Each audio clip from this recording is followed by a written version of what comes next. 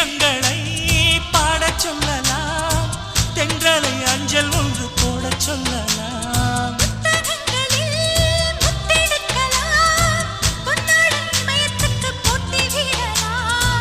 பூமிக்கு பொட்டு வைத்து பார்க்கலாம் பார்க்கலாம், பூவுக்கும் ஆடை தைத்து போடலாமா?